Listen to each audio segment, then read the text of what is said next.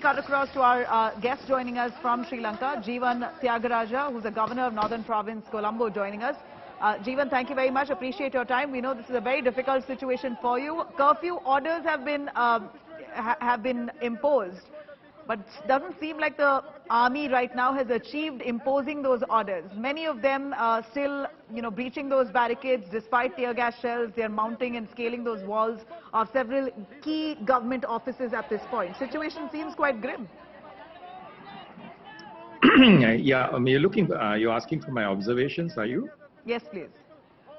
Okay, certainly I think we've had quite a turbulent run-up since May 9th, and we had another one, as you know, this weekend.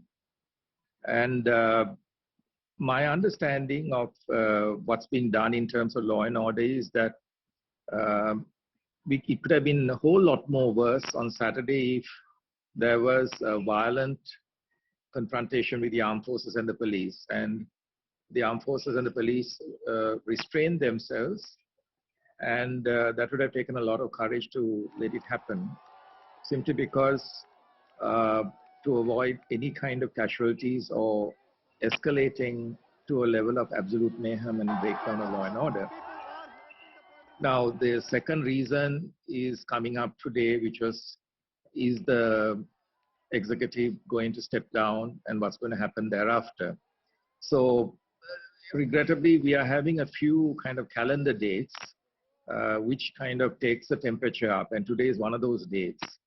Now, here too, today, though curfew has been declared as well as emergency, the armed forces are not going with their batons or gun butts. They're encouraging and I think kind of shepherding and cajoling the youth to move away. They have to go home. I mean, they can't walk back home, all of them.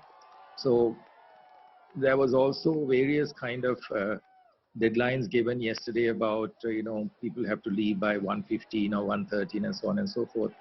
So we've gone past the 1:30 now, and now we are coming close to 2:30. One stipulation we have passed, that is who is now in the chair or in the office of the president, that is the current prime minister has been formally appointed as the acting president. Accepted. Then there's a further demand that... or welcome that move? I'm sorry? Do you welcome that move, Mr. Jeevan? The fact that Ranil has now been appointed as the interim president. We know that the people are opposing it, but how would you look at it? And what's the next step of action on your end? Sure. You see, there are certain key government constitutional functionaries, and the country can't function minus them. Let's say we can't go without a chief justice. We can't go without 3 armed forces chiefs and the police. We can't go with the executive president, whoever the individual may be. So that position has got to be occupied all the time. Otherwise, the affairs of the state cannot be conducted at all. So irrespective of the individual, we now have somebody in the position of executive president acting, albeit, but still we have a president. We need that. Otherwise, we'll have a constitutional hiatus. Then comes government. We need cabinet, a prime minister who commands the majority of the house. So we are going through some very tender, delicate steps.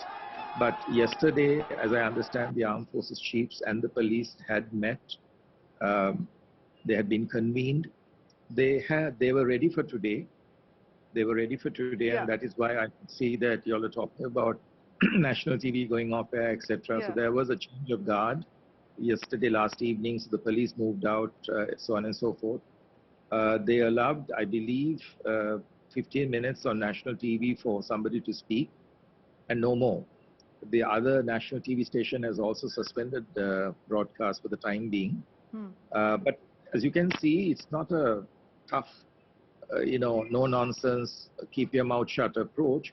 They're trying to keep that space open for dialogue, for expression, as long as it doesn't spill over into complete mayhem, breakdown of law and order, arson, and looting or rioting, and that we can't go, and I don't think we'll be allowed The to. situation at this point looks very close to that, what you just spelled out. It seems quite chaotic, and we're fearing that this will lead to exactly that. Like you said, arson, violence, and in few pockets of Colombo that's already been reported. In fact, our reporters are right there on ground as well. But Mr. Jeevan, a quick word on where could this have been controlled? If not for Gotabaya Rajapaksa running away, this wouldn't have happened. Yes. Had he stayed true to his word, resigned, given a free passage for transition of power, this could have been avoided, isn't it? I would say he's already, I mean, when you have somebody else in his chair, he's already stepped out of his office, not fully, but he stepped out of the office. So his functions are now fully in the hands of another individual altogether.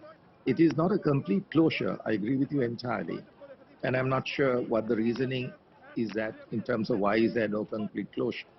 But yes, he's stepped aside and he's appointed somebody else. It's in terms of a particular clause in the Constitution, which actually had been prepared for these types of eventuality.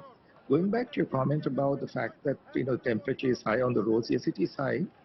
Protesters, these are all young people, very young people today. And I think if you start assaulting them and shooting them, it'll become absolutely inflammatory, very difficult to get back. And let's remember one thing, IMF won't touch us if there's carnage.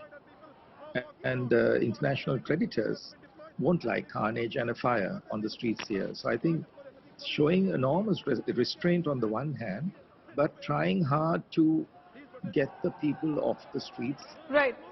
is what's going on right now.